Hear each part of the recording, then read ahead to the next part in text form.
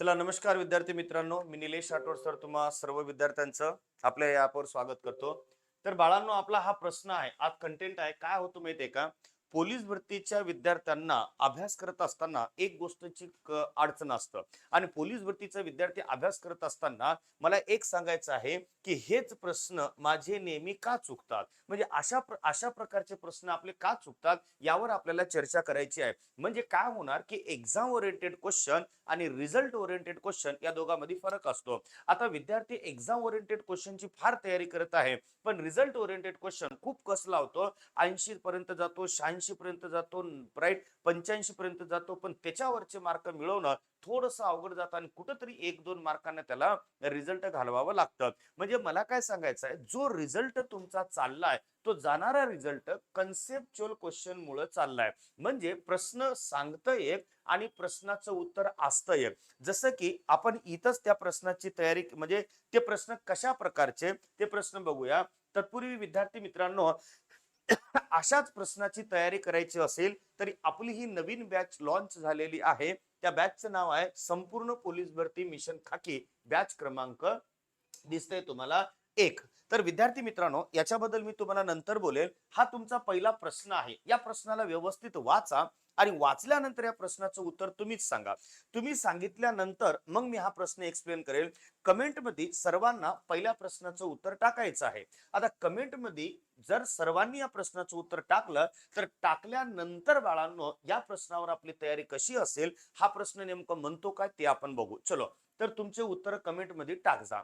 आता प्रश्न काय म्हणलं, उत्तर टाकले असाल तुम्ही, प्रश्न वाचले असाल, वाचल्यानंतर या प्रश्नाचं उत्तर काय हे कमेंट मध्ये टाका. चलो, सोडवा सगळ्यांनी. हम्म जर सर्वांनी उत्तर काढलं असेल तर आता या प्रश्नाला मी थोडंसं एक्सप्लेन करून सांगतो. ते तुम्ही बारकाने लक्ष द्या की प्रश्न काय म्हणतो.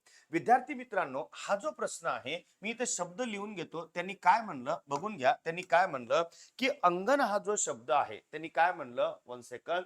त्यांनी म्हणलं अंगण हा जो शब्द आहे, अंगण, बरोबर आहे. अंगण हा शब्द, जसं की मी इथे शब्द लिहून घेणार, अंगण हा शब्द आहे. आणि या शब्दाबद्दल त्यांनी पुढे प्रश्न काय म्हणलं की अंगण हा शब्द कोणत्या वर्गातील अनुनासिकापासून लिहिला जातो, हा तुमचा प्रश्न आहे. मग तुम्ही लोक काय केलात बेटा, जेव्हा हा शब्द आपण अनुनासिकाचा वापर करून लिहत असताना माझ्या मते आपण हा शब्द कसं लिहिणार की बघा, हा शब्द लिहित असताना तुम्ही काय करणार की अंगण हा शब्द असं लिहिणार. कसं लिहिणार? अंगण. आणि हे जे तुम्ही लिहिलात हे तुमचं उत्तर बरोबर आहे.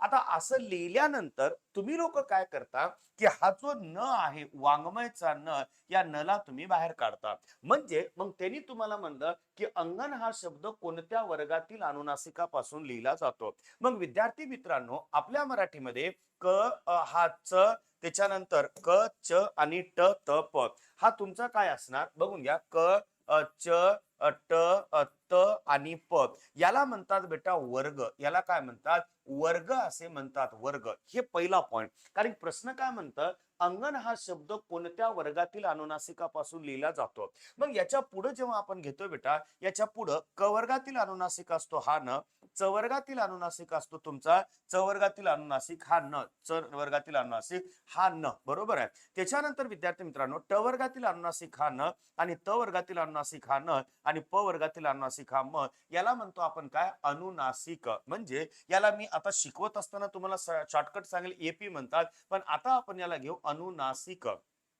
मग विद्यार्थी मित्रांनो, हे जे अनुनासिक आहे, या अनुनासिकाचा वापर करून लिहित असताना तुम्ही अंगण हा शब्द लिहिला आणि तुमचं उत्तर निघाला बेटा हा न. तुमचं उत्तर काय निघाला? तुमचा हा न. पण विद्यार्थी मित्रांनो, हा जो न आहे, हा न उत्तर निघाल्यानंतर तुम्ही काय करता? इथं क्लिक करता, बरोबर आहे. म्हणजे 3 नंबर उत्तर बरोबर आहे असं तुमचं उत्तर निघतं. पण विद्यार्थी मित्रांनो, या प्रश्नाचं जे उत्तर आहे ते 3 नंबर नसून पर्याय क्रमांक 4 बरोबर आहे.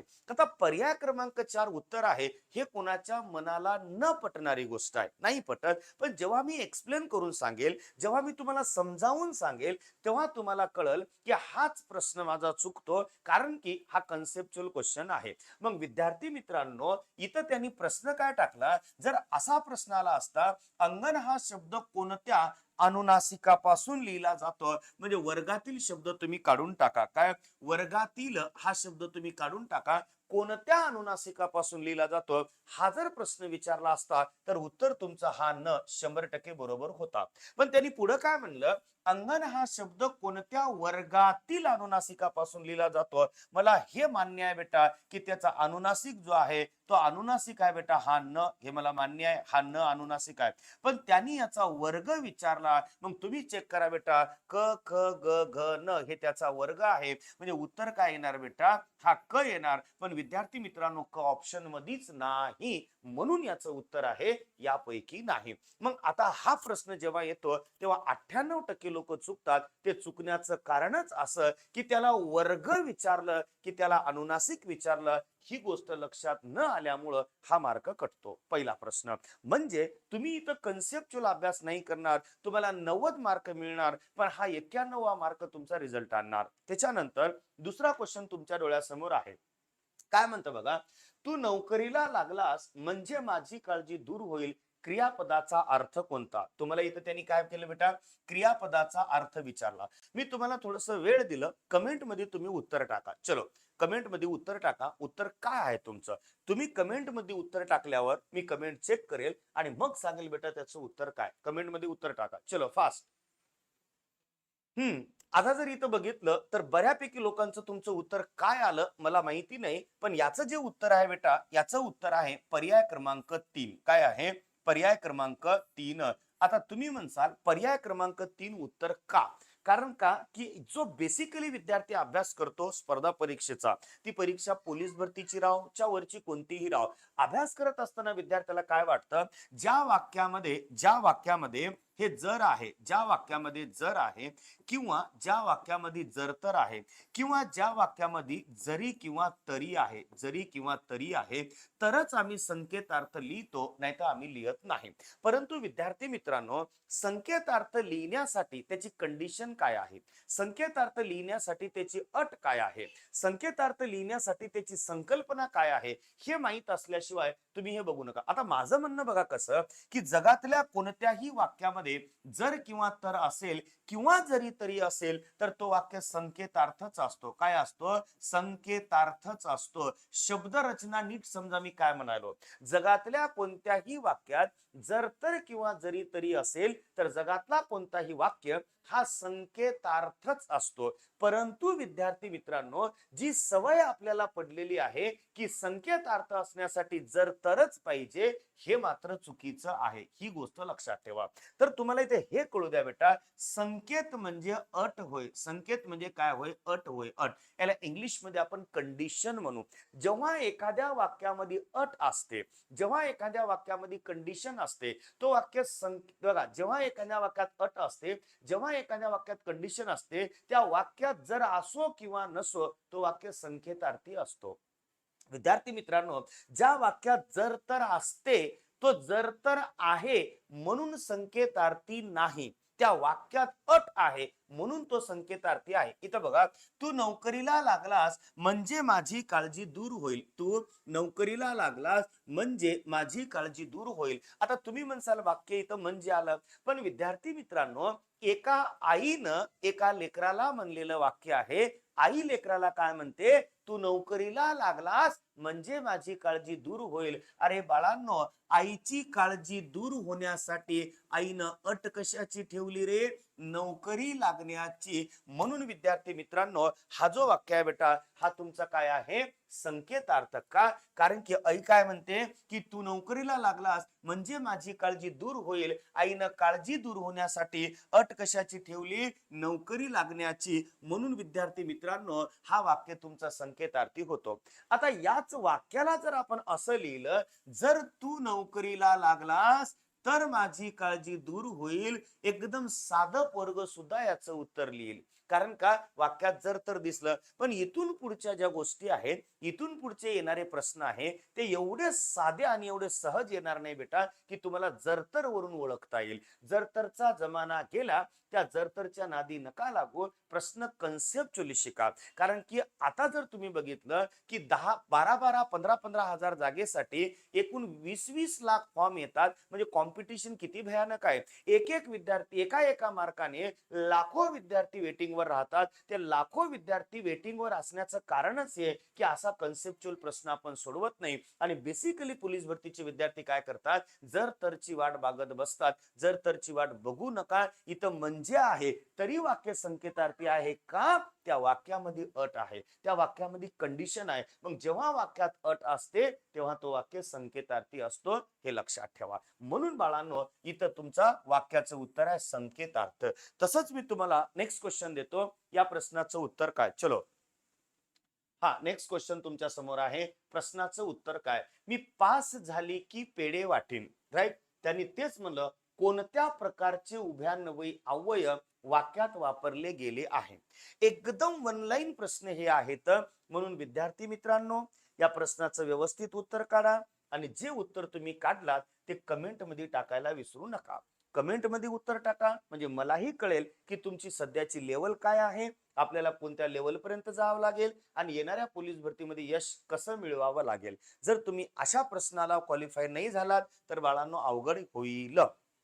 चलो, तर विद्यार्थी मित्रांनो, मी तुम्हाला इथं प्रश्न टाकला, मी पास झाली की पेढे वाटेन. मग याचं कोणत्या प्रकारचे उभयान्वयी अवयव वाक्यात वापरले गेले आहे. तर विद्यार्थी मित्रांनो, याचं जे उत्तर आहे बेटा, तो उत्तर आहे संकेत बोधक उभयान्वयी अवयव, हे त्याचं उत्तर आहे. आता काही लोकांना अनेक टेन्शन आलं असेल की मास्तर संकेत बोधक का म्हणाले, कारण की वाक्यात ना जर आहे, ना वाक्यात तर आहे, ना वाक्यात जरी आहे, ना वाक्यात तरी आहे, संकेत बोधक का म्हणाले, हे मोठा पॉइंट आहे. मग विद्यार्थी मित्रांनो, याला संकेत बोधक म्हणण्याचं कारण असं, मी तुम्हाला पहिलेही सांगितलं, मी तुम्हाला आताही सांगत आहे की बाळांनो, कन्सेप्च्युअली शिका. कारण की 90 मार्क मिळवणे म्हणजे मोठी गोष्ट नाही. रिझल्ट ओरिएंटेड जो 91 मार्क आहे, ज्याला मिळाला तो लागला. अरे, ज्याला 90 मार्क मिळाले तोही घरीच आहे आणि ज्याला 10 मार्क मिळाले तोही घरीच आहे. गणनी दोघांची गणता बेटा त्या 10 मार्कातच होते. राईट. जिंकलं कोण? ज्याने 91 मार्क घेतला. आणि तो 91 मार्क प्रत्येक विषयामध्ये कन्सेप्च्युअल असतो. आता बऱ्यापैकी विद्यार्थ्याला काय वाटतं की इथं वाक्य म्हणाल, मी पास झाली की पेढे वाटेन. बरोबर आहे विद्यार्थी मित्रांनो, मी तुम्हाला सहज सांगतो, इथं हा अंबादास आहे. कोण आहे? अंबादास. बरोबर आहे. आणि इथं चंपा आहे. हा अंबादास म्हणतो चंपाला, चंपा पेढे चारकी. मग चंपा काय म्हणते, मी पास झाली की पेढे वाटेन. म्हणजे चंपाने अंबादासला पेढे वाटण्यासाठी एक अट ठेवली, एक कंडिशन ठेवली. मग ती अट कशाची आहे? पास होण्याची. मग मी तुम्हाला थोड्या वेळे खाली काय म्हणलं की वाक्यात जर किंवा तर, वाक्यात जरी किंवा तरी असेल तर जगातला कोणताही वाक्य हा संकेतार्थीच असतो. पण संकेतार्थी होण्यासाठी जर तरच पाहिजे हे कंपल्सरी नाही. कारण जर तर असणे म्हणजे वाक्यात अट होय, वाक्यात कंडिशन होय. बरोबर आहे. आणि जर वाक्यात अट असेल तर वाक्य संकेतार्थी असतो. हाच वाक्य जर तुम्हाला असं लिहून दिलं असतं, जर काय, हाच वाक्य जर असं लिहून दिलं असतं, जर मी पास, जर मी पास झाली, जर मी पास झाली तर पेढे वाटीन, तर पेढे वाटीन. हा जर प्रश्न असा आला असता तर मला सांगा विद्यार्थी मित्रांनो, जेवढे 20 लाख विद्यार्थी फॉर्म भरले, 20 लाख विद्यार्थ्याचं उत्तर बरोबर राहिलं असतं. का? कारण की आपल्याला एक सवय पडलेली आहे, जर किंवा तर असेल तर त्याला आपण संकेतार्थी लिहावं. परंतु हा जमाना सध्या गेला बेटा. असे प्रश्न तुमचे रिझल्ट ठरवत नाही, असे प्रश्न सगळ्याच्या लेवल मध्ये ठेवतात. जर रिझल्ट काढायचा असेल तर तुम्हाला इथे हे कळणं गरजेचं आहे की काही प्रश्न असे असतात त्याच्यात जर तर असो किंवा नसो तो संकेतार्थी असतो. कधी? जर तो प्रश्न काहीतरी अट दाखवत असेल तर मग मी पास झाले की पेढे वाटील या वाक्यामध्ये अट आहे, म्हणून हा वाक्य संकेतार्थी आहे. पर्याय क्रमांक 2. म्हणून विद्यार्थी मित्रांनो, असे जे प्रश्न आहे हे प्रश्न तुम्हाला 1 लाख विद्यार्थ्यापेक्षा पुढे नेतात आणि तो विद्यार्थी सिलेक्शन होतो. म्हणून बाळांनो, जर तुम्हाला कन्सेप्च्युअली प्रश्न जमत असतील तरच तुम्ही भविष्यात सक्सेस होऊ शकता. नाहीतर आपलं 1-2 मार्काने आपल्याला परत एकदा अपयशाचं तोंड बघावं लागेल. म्हणून याच्यामध्ये तुम्ही स्वतःला पोलीस भरतीचा अभ्यास करत असताना पोलीस भरतीचा विद्यार्थी समजून अभ्यास करू नका. अभ्यासाची लेवल थोडीशी वाढवा. अभ्यासाची लेवल अशी ठेवा बेटा, की मी एमपीएससी ची तयारी करतो आणि मग तुम्हाला हे खालच्या गोष्टी भेटतात. पोहायचं असेल तर समुद्रात पोहा, नदीत ऑटोमॅटिक पोहता येतं. नदीतच पोहत राहिल्या तर समुद्रात पोहता येत नाही. बऱ्यापैकी लोकांच्या तोंडून उत्तर निघतं, असे प्रश्न येतात का? चला मी मान्य केलं बेटा येत नाही. आणि जर आला तर मग आल्यावर अभ्यास करायचं का? आल्यावर करायचं की येण्यापूर्वी? म्हणून येण्यापूर्वी अभ्यास करा बेटा. आला तर नाही, येतोच.